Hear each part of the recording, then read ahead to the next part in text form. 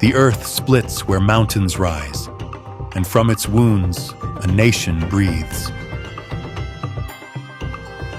Born not of conquest, but of endurance, carved by glaciers, tempered by faith. Beneath the snow, rivers hum, the ancient blood of the Indus still flowing through stone. Empires rose and vanished, yet their whispers linger in marble, dust, and prayer. In deserts where silence reigns, the wind still carries the scent of old caravans. From the roof of the world to the edge of the sea, every stone bears a story. This is not a land divided. It is a soul unfolding, layer by layer through time. This is Pakistan, the veins of time, still pulsing beneath the mountains.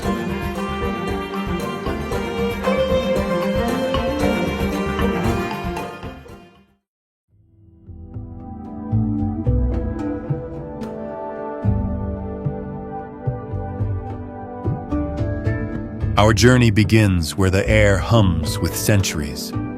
Lahore, the heart that never forgot how to beat.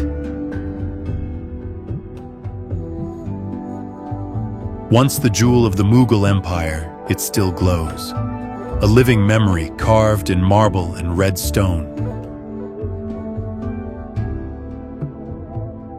In the Badshahi Mosque, faith takes form in symmetry. Domes rising like silent prayers to the sky.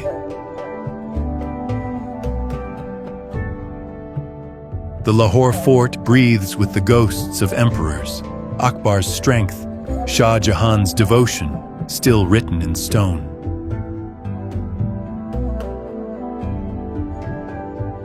Inside the Shish Mahal, mirrors capture centuries of light, one flame reflected into 1,000 stars. Outside, the streets pulse with color, spice sellers and calligraphers woven through alleys of time. As dusk falls, Lahore becomes its own prayer, half shadow, half fire, all memory. In its breath, Pakistan begins.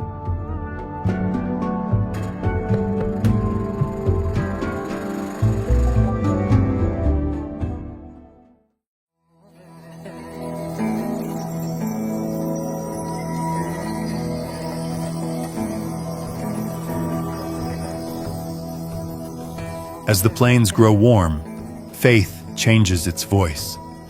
In Uch Sharif, devotion blooms in blue and gold.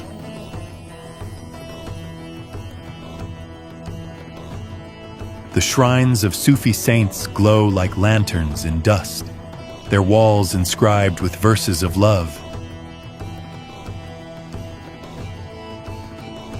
Each mosaic sings, turquoise, saffron, emerald, prayers turned into architecture. Further south, Multan, the city of saints, turns faith into music, a rhythm of dust and devotion. At the tomb of Shah Rukn-e-Alam, rose and dust rise together as chants weave the air. Night gathers and the Qawwali deepens, voices circling like dervishes, the heart learning to turn. Here, silence has color and prayer has motion. Even stillness glows blue. And from these colors of devotion, our road bends north again, toward the mountains where the sky leans close.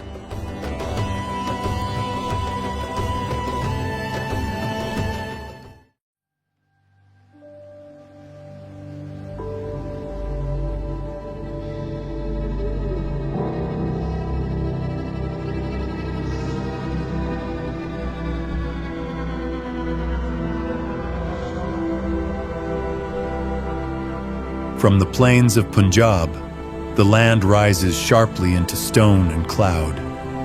The Karakoram Highway, the eighth wonder of the world. It winds through the collision of continents, where the Indian and Eurasian plates still press the sky upward. Canyons carved by the Hunza River slice the earth like veins of silver through black rock. Sheer walls rise 3 kilometers from the valley floor, their faces scarred by ancient earthquakes and ice.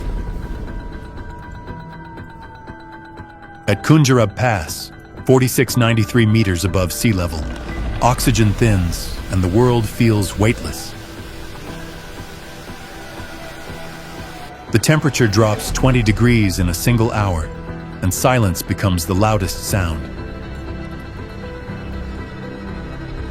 Below, Marco Polo sheep graze on the last grass before snow. Above, eagles draw circles in thin air. The mountains do not rise. They erupt from the soul of the earth. And on this road, we ascend not to conquer, but to understand height itself.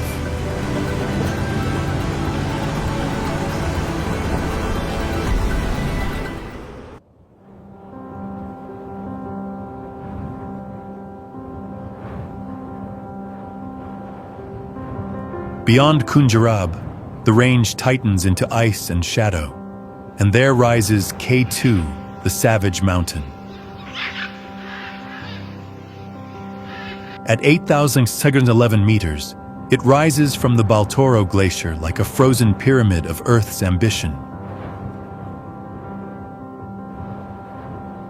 Its slopes tilt steeper than any peak on Earth, its storms erasing all traces of man.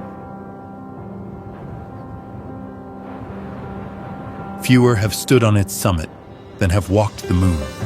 So thin the air, so close the void.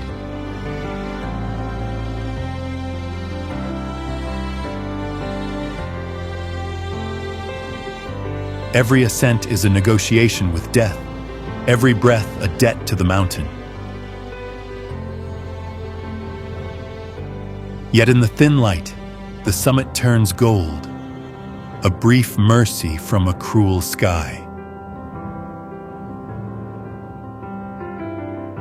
The Baltoro Glacier below feeds the Indus, the vein that gives Pakistan life.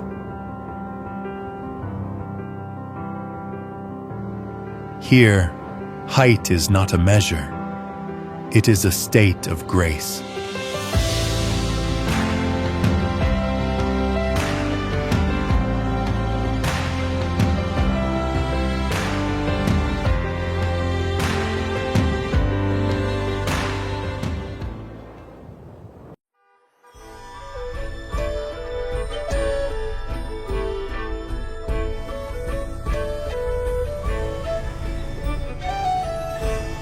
Between the Karakoram and Hindu Kush lies Hunza, the valley the ancients called Heaven's Door.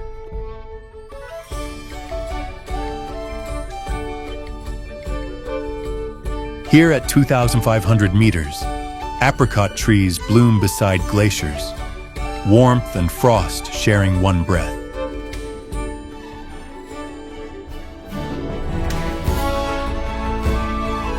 The people of Hunza are said to live long, for they drink from the glacier and live by the sun.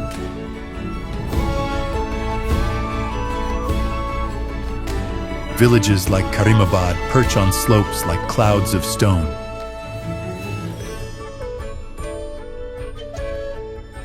The Burusho people trace their roots to ancient Persia, their language a song of lost empires.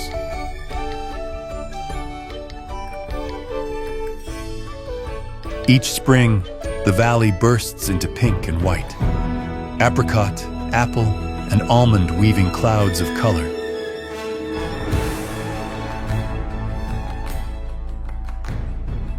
By autumn, Gold and crimson set the valley aflame beneath snow peaks.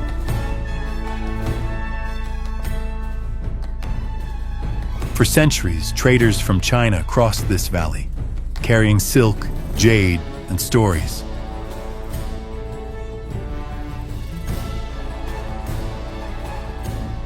To this day, Hunza remains a passage, not between lands, but between worlds.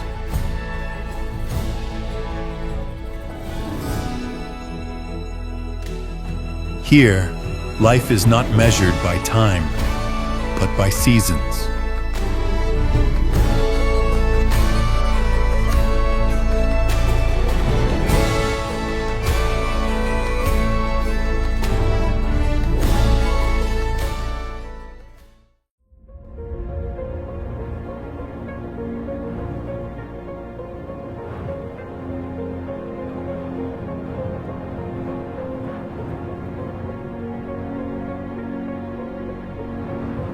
Above Karimabad, two fortresses cling to the cliffs, Al-Tit and Baltit, guardians of Hunza for 7 centuries.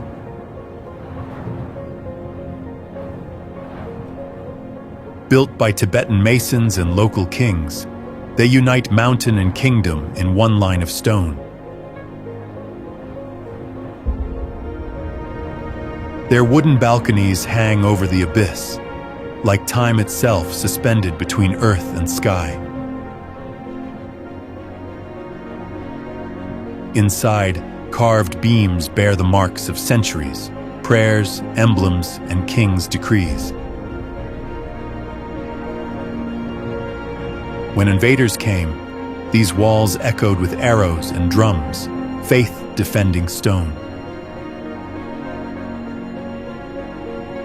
Today, villagers restore them with bare hands, rebuilding not a fortress, but a memory.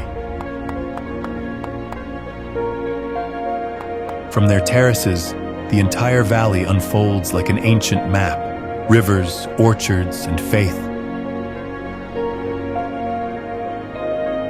The forts stand still, but the world keeps moving, and that is how they endure.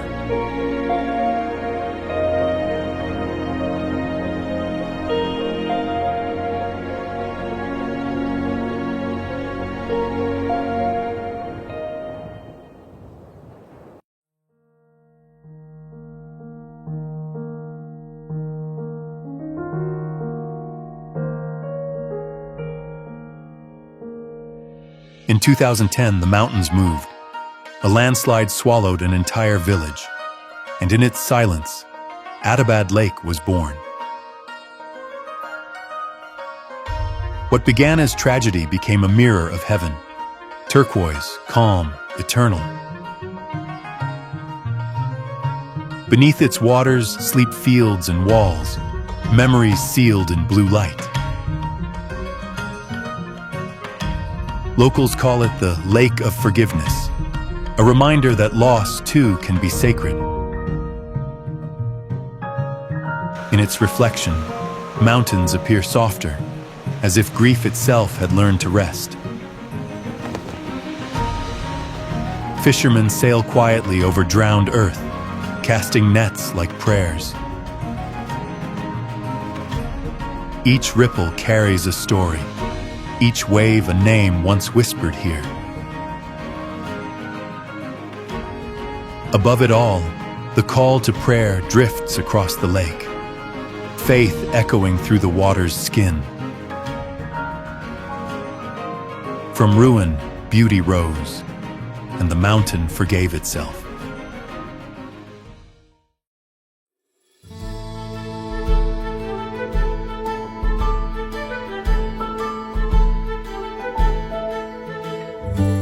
In the winds above, the Hunza River hangs the Hussaini Suspension Bridge, where faith and fear walk hand in hand. Made of rope and wood, it stretches across the void, a test of patience, balance, and belief. Villagers cross it daily, children, elders, traders, unafraid, as if walking over prayer itself. Below, the river roars, the same river that carved this valley, the same voice that sang creation. In Hunza, bridges are not built only from rope, they are woven from trust. To cross it is to surrender, to let the wind guide your step. Some say the first bridge was built as an act of devotion, a path from man to God. And still it sways between faith and fear, between earth and sky.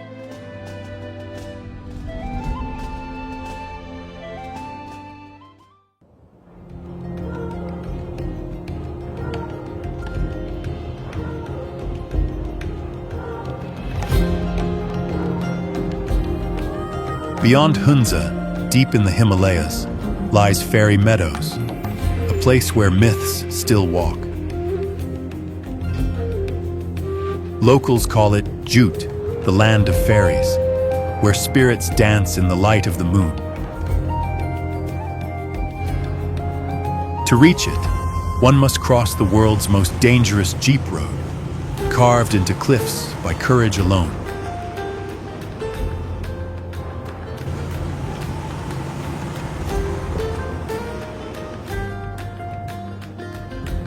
And when the forest opens, a sea of green lies beneath the 9th highest peak on Earth, Nanga Parbat, the Killer Mountain.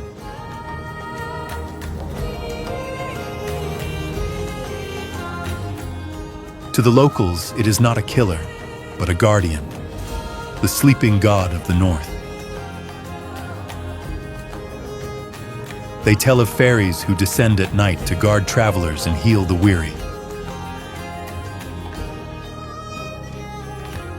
Here, every wind carries a story. Every shadow feels alive.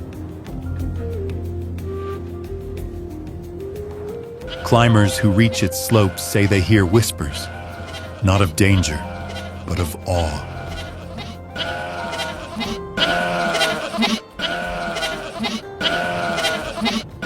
As dawn breaks, the summit ignites, gold, rose, and white fire against the blue of heaven.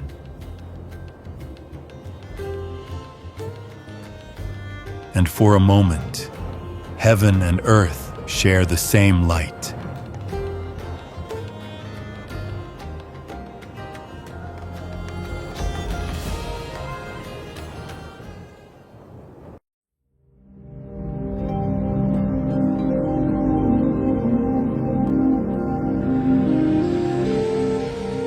Where the Karakoram meets the Himalayas lies Skardu, the city between earth and sky.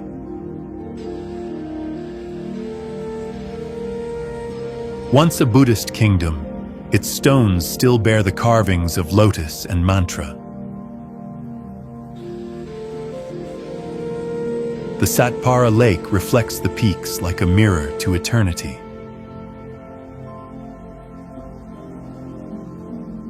From the 16th century, the kings of Baltistan ruled here, blending Buddhist calm with Islamic grace.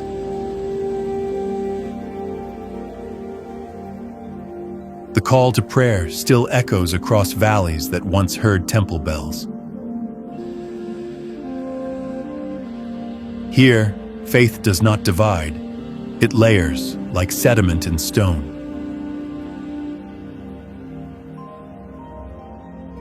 Locals say Skardu means the place of purity, where heaven descends to rest.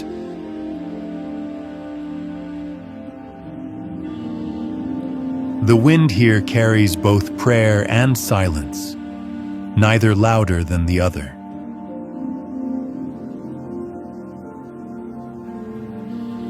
And as the sun sets, Skardu breathes, a city suspended between worlds.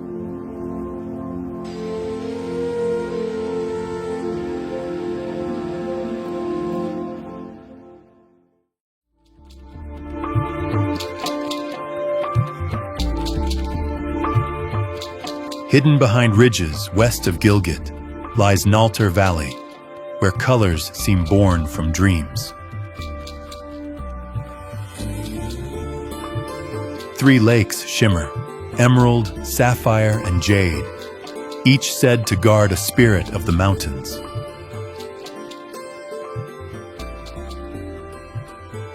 Local legend tells of angels who dropped jewels here to calm the earth.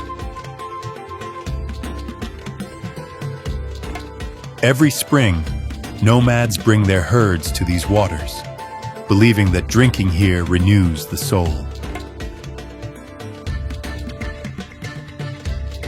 The forests above hum with pines and prayer, a language without words. Old monks once meditated here, mapping stars in reflection of the lakes. Today, children play where prayers once echoed, proof that divinity never left, it only changed form. In Naltar, the mountains do not speak, they listen.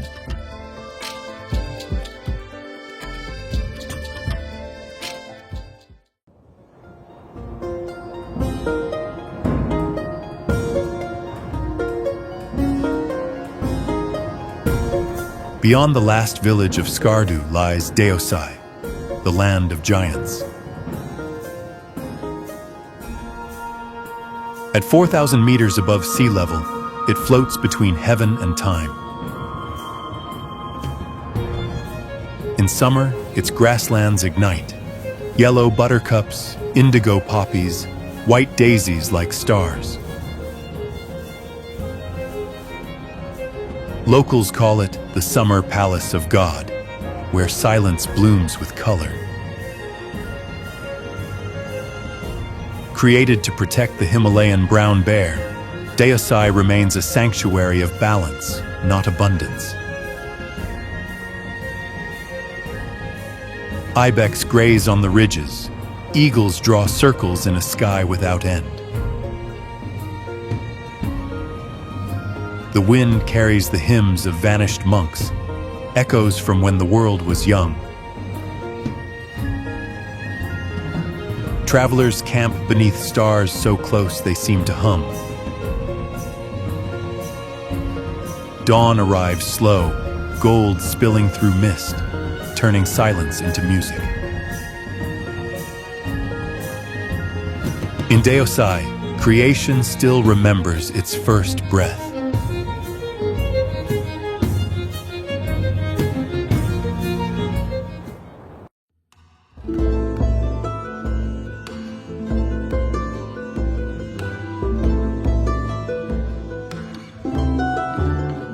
Once called the Switzerland of the East, the Swat Valley has known both beauty and blood. 2,000 years ago, it was a Buddhist sanctuary, where monks carved peace into stone. The Butkara Stupa still stands, its dome scarred yet serene. When war came, temples fell, but faith hid in the mountains, waiting for silence to return.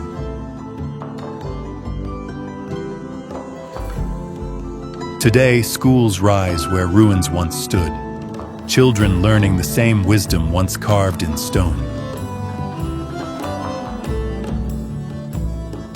The river that once carried ashes now carries hope. In mosques rebuilt from ruin, prayer sounds the same, ancient, forgiving, alive.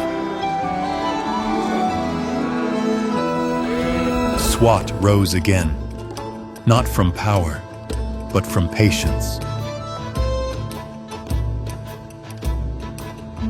And once more, the valley breathes, where peace feels like prayer.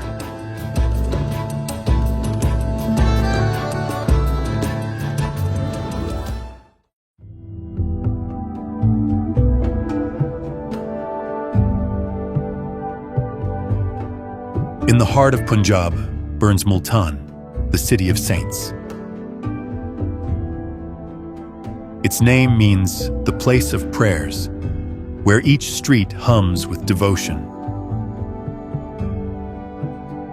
The tomb of Shah Rukn-e-Alam glows red and blue, a masterpiece of early Islamic faith. Its bricks are prayers turned solid, each tile a word of love. Thousands come to seek blessings, their songs blending with the hum of the bazaar. Sufi dervishes whirl in the courtyard, spinning not to escape the world, but to embrace it. At dusk, lamps bloom like stars, faith lighting the dust of centuries.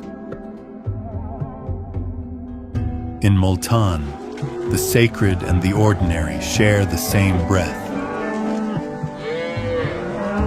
And as night falls, the city becomes a song, one sung by saints and by dust alike.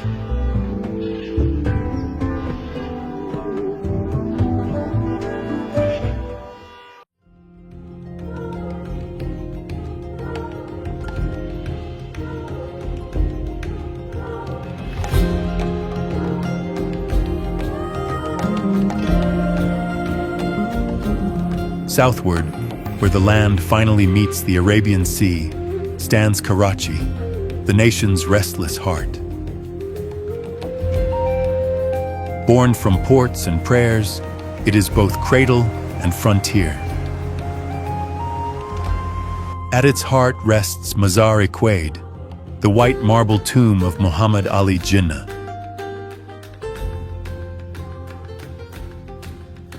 They say even pigeons do not land on its dome, as if sensing the sanctity of rest.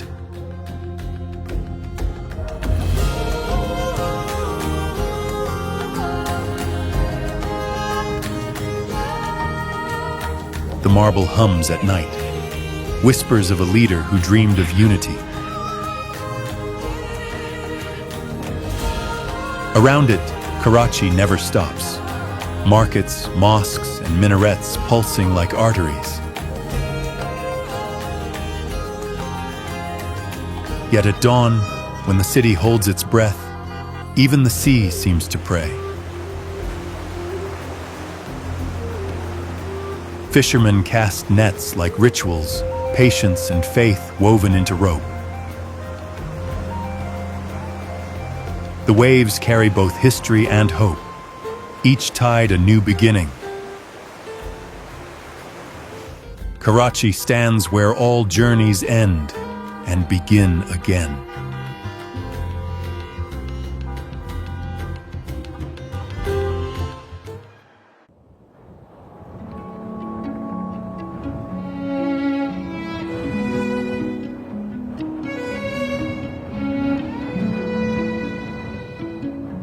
From mountain to desert, from prayer to sea, Pakistan unfolds like a living poem of light.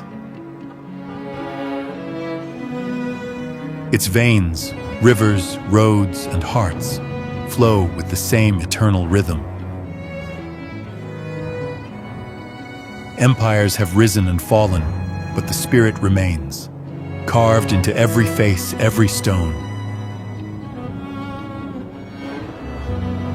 Here, faith is not a monument, it is a way of breathing. The call to prayer, the hum of wind, the song of rivers, all whisper the same truth.